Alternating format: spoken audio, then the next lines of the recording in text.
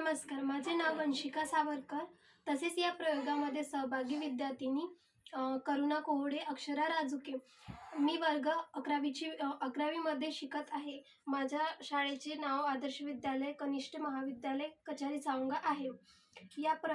या प्रयोगाचे नाव आहे वैज्ञानिक सेंद्रिय शेती. नैसर्गिक साधन म्हणजेच आपल्या शेतीमध्ये उरलेलं म्हणजेच कापणी झालेलं त्याचं खालचा घुसट ते सगळं डिकम्पोजर असतं. शेणखत, गोमूत्र यासारखे खत, त्यांच्या सारख्या खतांना सेंद्रिय खताचे खत असे म्हणतात. त्यामध्ये नैत्ररस, पुरत, पालश यासारखे जीवाणू सुचतात. ते जर आपण शेतीला टाकलं तर जमिनीची पाणी धरून ठेवण्याची क्षमता वाढते, सुपीकता वाढते. जमिनीला सुद्धा वेगवेगळे खतं दिली जाते, त्यामुळे सुपीकता वाढते. सुपीकता वाढली की जमीन भुसभुशीत होते. जमिनीत भुसभुशीत झाली की पिकांची मुळे हे जमिनीमध्ये खोलपर्यंत जाते. ते म्हणतात ना की पाया मजबूत असला की इमारत पक्की उभारता येते. त्याचप्रमाणे मूळ पक्के असले तर पीक जोमदार राहते, उत्पन्न जास्त निघते आणि हे पीक जर आपण खाल्लं तर आपलं आरोग्य निरोगी राहतं. त्यामुळेच हे सेंद्रिय शेती महत्त्वाची असते. आपला भारत देश हा कृषीप्रधान देश आहे, त्यामुळे भारतातील जास्तीत जास्त लोक हे शेती करत असतात. कोणी सेंद्रिय शेती करत तर कोणी रासायनिक खते शेतात वापरत असतात. रासायनिक खते वापरल्याने उत्पादन हे मोठ्या प्रमाणात व लवकर वेगाने होत असतात. त्यामुळे लोक आता जास्तीत जास्त खते वापरत असतात. परंतु रासायनिक खते वापरल्याने जमिनीला नुकसान सुद्धा होत असतात. रासायनिक खतातून आपल्याला न्यूट्रियन्स हे खूप कमी मिळत असतात आणि त्यामुळे आपल्याला खूप वेगवेगळे आजार सुद्धा होत असतात.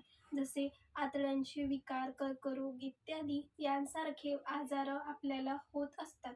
म्हणून आपण ते खते म्हणजेच रासायनिक खत टाळावीत आणि जास्तीत जास्त सेंद्रिय खतांचा वापर करावा.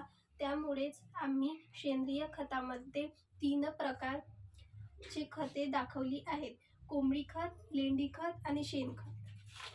हे 3 खते सेंद्रिय खते आहेत. हे आपल्याला शेतासाठी खूप उपयुक्त आहे. हे सर्व खते ऑर्गॅनिक मटेरियल पासून बनलेली आहेत.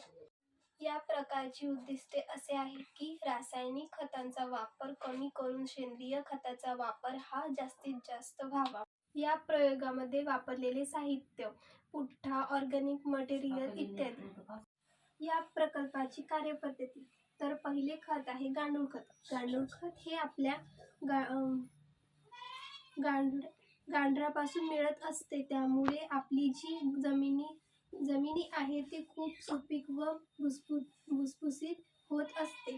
त्यामुळे आपल्याला जमिनीत जे सूक्ष्मजीव असतात त्यांचा वापर हा वाढत असतो. त्यामुळेच आपल्याला उत्पन्न हे जास्त मिळत असते. त्यामुळे जलसाधन शक्ती वाढत असते व पाण्याचा